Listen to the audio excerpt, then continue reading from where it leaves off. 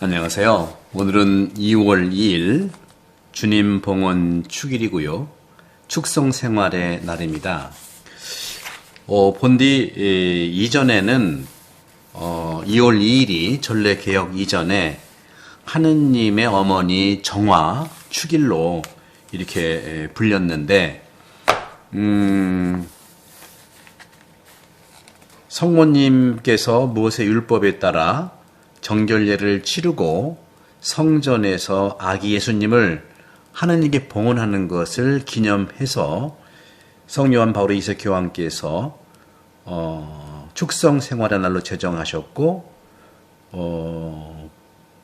봉헌된 수도자들 그들을 위한 날로 삼은 것입니다.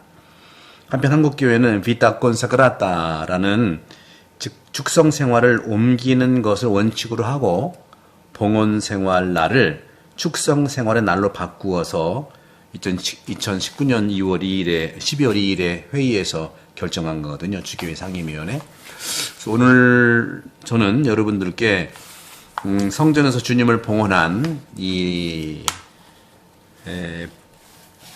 오늘 그 성경의 내용이 루카복음인데요. 2장 22절에서 40절이고 오늘 축성 생활의 날 주님 봉헌 축일에는 초축복과 행렬이 이루어지고 있고요. 그다음에 이제 미사가 이어서 있습니다. 저는 그래서 오늘 조금 이 강론과 이 말씀이 딱딱할 수 있지만 근본적인 교회의 정신들을 한번 여러분과 함께 만나보도록 하겠습니다. 오늘 복음 2장 22절에 보게 되면 모세의 율법에 따라 정결례를 거행할 날이 되자 예수님의 부모는 아기를 예루살렘으로 데리고 올라가 주님께 바쳤다 하고 말합니다. 그래서 이제 아까 말씀드린 대로 주님 봉헌 축일로 오늘 복음에서 말씀에서 영감을 얻었죠. 하지만 사람들은 바로 축복받는 촛불을 축하하기 때문에 캔들마스, 크리스마스가 그리스도의 미사지만 캔들마스는 초미사라는 그러한 표현으로도 우리가 부르고 있어요. 복음에서는 우리가 백성과 이스라엘의 영광을 비추는 빛이신 분, 아직 살아계신 것을 볼 수 있기 때문에 하느님을 찬양하는 늙은 시메온의 말을 읽어내는 거죠. 2장 32절에 그렇게 나옵니다. 다른 민족들에게는 계시의 빛이며 당신 백성 이스라엘에게는 영광입니다. 하고 말이죠. 본래 이 양초라고 하는 것은요, 교회에서 계속해서 사용되는 전래 용품이죠. 이 관습의 기원은 분명히 실용적인 것에서 출발합니다. 아시지만 우리도 옛날에 이런 전기등이 없을 때는 호롱불로 이렇게 밝혔잖아요. 개인주택에서 가난한 사람들은 이 비참한 좀 작은 심지를 가지고 생활을 했고요. 또 어떻게 보면 촛불을 켜는 것이 일종의 사치품일 수도 있었어요. 또 비잔틴의 이런 궁정, 또 황제가 있는 곳에서는 어두운 곳에서 또 이동하라고 할 때 바로 큰 횃불이 또 인도되는 그런 모습도 볼 수 있고요. 이 모든 것이 상징적인 의식이 된 겁니다. 지금도 우리가 성체를 모셔갈 때 초를 동반한 향까지 치는 예식을 볼 수가 있죠. 더욱이 촛불을 이용한 이 조명은요, 기분 좋은 인상을 주죠. 특히 교회가 이미지로 가득 차 있는 그런 풍경을 자아내기도 합니다. 그런 점에서 이 전례 중에 일부 촛불은요, 항상 켜 있어야 됩니다. 그리고 양초 자체에는 많은 상징적 의미가 담고 있는 거죠. 또 전례문에서는 양초, 바로 그리스도의 이미지로서도 드러나고 있는 것을 볼 수 있습니다. 거기서 예수 그리스도 자체가 세상의 빛이라는 그 상징을 드러내고 있죠. 바로 예수님을 떠올리게 하는 가장 인상적인 순간이 부활절 성야 밤미사죠. 부활절 철야라는 것이죠. 큰 촛불에 불을 켜서 세상의 빛이신 그리스도 광명이라는 기도를 하지 않습니까? 그런 점에서 이 노래와 함께 촛불을 어두운 교회 안으로 가져오는 것입니다. 바로 그리스도교는 촛불, 불의 종교입니다. 빛의 종교라는 것이죠. 큰 촛불에서 또 다른 촛불로 이어지는 부활초에서 작은 촛불로 전체 세상이 빛나는 것을 볼 수가 있는 것이죠. 우리도 역시 그리스도의 빛으로 깨달음을 얻는 것이죠. 오늘날에도 다른 그리스도 교회의 전례 예수께서요, 저녁 기도의 첫째 부분이 바로 이러한 그 빛을 비추는 예식으로 시작이 구성이 되고요. 또 그리스도의 죽음과 부활을 통해 성취된 창조물을 변화시키는 빛의 신비가 거행되는 겁니다. 이렇게 우리는 이런 상징주의가 캔들마스, 초미사 이런 점에서 발견되는데, 그날 촛불을 축복받았는데 사람들이 나중에 폭풍우가 치는 동안 불을 켰던 바로 그 촛불, 그래서 사실 그리스도의 빛은 언제나 우리를 밝혀주시는 인생의 재앙이나 또 아픔이나 공포 속에서 늘 그리스도는 우리에게 빛으로 밝혀주신다는 희망을 얘기하는 것이죠. 일상의 어려움 속에서도요, 우리는 수많은 정말 진부한 빛의 인도를 받게 되지만 결국 세상에 남는 것은 오직 세상의 유일한 참된 빛, 예수 그리스도를 우리는 품고 있는 겁니다. 왜냐하면 해와 달도 어두워지고 별도 하늘에서 떨어질 것이기 때문입니다. 묵시록의 환상에 따르면 하늘의 예루살렘, 그렇죠? 이 하늘의 예루살렘에는 단 하나의 이러한 조명이 있을 뿐이고, 바로 승리한 어린 양, 그분의 광채, 묵시록 21장 23절에서 24절의 내용이죠. 초기 그리스도교 문헌에서는 우리는요, 사도 성 바르나바를 기억합니다. 이 바르나바 성인은요, 유대인 랍비와 논쟁을 벌이면서 바로 바르나바 사도가 랍비한테 당신 구약을 모르고 있어 하고 얘기하니까 어이가 없잖아요. 랍비는 구약의 대가인데. 그러자 랍비는 당연히 항의를 하죠. 그리고 랍비를 설득하기 위해서 바르나바 사도는 그 랍비에게 문제 제기를 합니다. 어떻게 해요? 성경에서 읽을 수 있듯이 태초에 하나님께서 빛을 창조하시고 빛과 어둠을 나누어 빛은 낮이고 어두운 밤이라고 부르셨다. 창세기 1장 3절에서 5절이죠. 이날은 창조의 첫날이었다. 넷째 날에 또 이르러서 하늘의 궁창에 광명체, 이게 빛나는 큰 그 빛이죠. 광명체들이 있어서 낮과 밤을 나누게 하고 또 그것으로 계절과 날과 연한을 이루게 했고요. 또 그 광명체들이 또 되라고 했고, 하늘의 궁창에 땅을 비추게 하려고 그대로 되게 했고, 하나님이 더 큰 광명체를 만들었다 하니 바로 땅인 것이죠.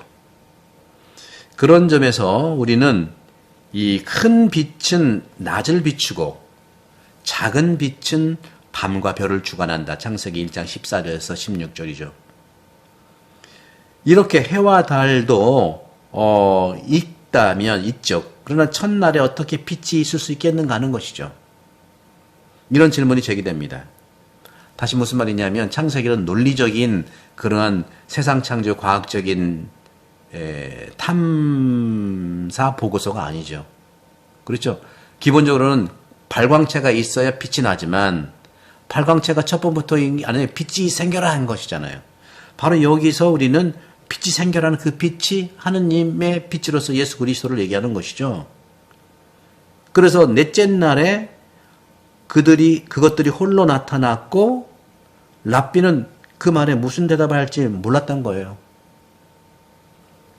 그러자 사도 바오로가 이렇게 말한 겁니다. 세상의 참된 빛은 모든 피조물 가운데 먼저 나신 그리스도이시니 알파고 오메가요 시작과 끝이다.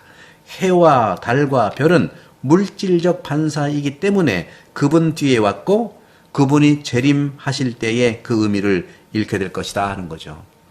그렇습니다. 예수님이 오시면 달과 별 필요 없는 거예요. 촛불은 그리스도와 그분의 빛을 상징하기 때문에 그분의 희생을 상징하기도 하는 거예요. 더 많이 태우고 소비할 수 있도록 더 많은 빛을 제공하고 있죠. 희생을 따로 떼어서 보면 부정적으로 보여요. 다른 사람들을 위해 희생한 것은 상실될 수도 있겠습니다. 이런 불타오를 때 이런 기름, 왁스들이 있지 않습니까? 불타는 그 왁스도 사라지는 거예요. 하지만 빛으로 변했기 때문에 그리스도께서도 당신의 희생으로 세상의 빛이 되셨어요. 우리의 모든 희생은 작고 또 작을지라도 큰 가치가 있기 때문에 우리도 또 하나의 빛으로 변한다는 것이죠. 정말 참으로 이런 양초에서는 이 작은 동물들의 땀인 이런 밀랍으로도 만들어진다는 것이죠. 누군가가 1kg의 이런 그 왁스 있잖아요. 그죠? 이걸 생산하기 위해서 사실 살펴보면 꿀벌들이 얼마나 많은 비행을 해야 되는지를 계산하고자도 했습니다. 그 숫자는 천문학적이라고 그래요. 그 옛날에 그 꿀벌들이 이래서 나오는 그 밀랍, 그 초를 키우는 그런 부분들도 있죠. 그러므로 이 밀랍으로 만든 양초는요, 인류의 가장 중요한 희생인 노동의 상징이에요. 모든 위대한 작품은 종종 눈에 띄지 않는 많은 작품에서 비롯됩니다. 천재로 여겨지는 사람, 재능이 많이 있고 또 일이 쉬워 보이는 사람도 이 법칙을 벗어나지는 않습니다. 어떻게 보면은 거장이기 때문에 그래요. 이 세상에 이 울리는 이런 아티스트들이죠. 그런 점에서 혹시 당신의 이러한 그 움직임, 이러한 일들은 어마어마한 당신에게 있어서 행복의 뿌리입니다 하고 말할 수 있을 겁니다. 아이러니하게 그러나 이렇게 또 말도 하죠. 이 유명한 이 바이올리니스트가 있었을 경우에 그 유명한 바이올리니스트에게 이렇게 제자들은 얘기할 거예요. 스승님, 당신의 이러한 일이라고 하죠. 이러한 그 연주, 이것은 정말로 훌륭한 연주이기 때문에 당신 행복할 겁니다 하고 말한다는 거예요. 하지만 그는 훌륭한 바이올리니스트는 아이러니하게도 이렇게 말하죠. 나는 항상 활을 다루는 법과 그 방법을 하루 7시간씩 연습합니다. 그냥 생기는 것이 아니라는 말씀이죠.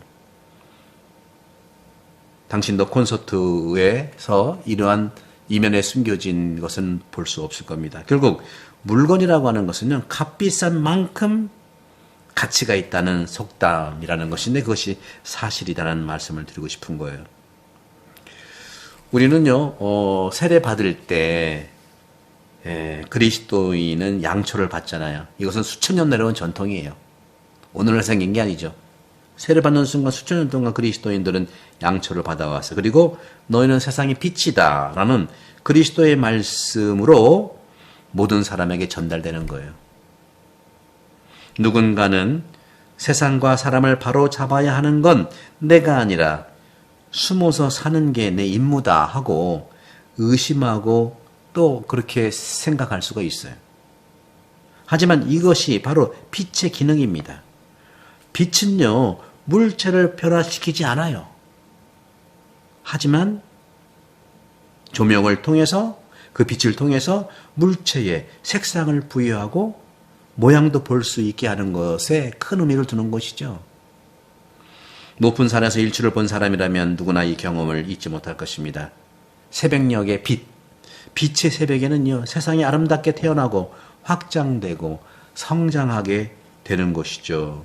마찬가지로 그것은 우리 자신의 모든 환경에서 잘 지내는 모든 사람을 위한 것입니다. 그것은 모든 것에 의미와 가치를 부여하는 것이 바로 빛이라는 사실이죠. 빛은 축성생활과 봉헌생활의 핵심입니다. 구독, 선교 부탁드리고요. 또 축복된 봉헌생활, 또 수도자들에게 또 기도와 또 축복을 드립니다. 성부와 성자와 성령께서 내 부분도 강복합니다. 감사합니다.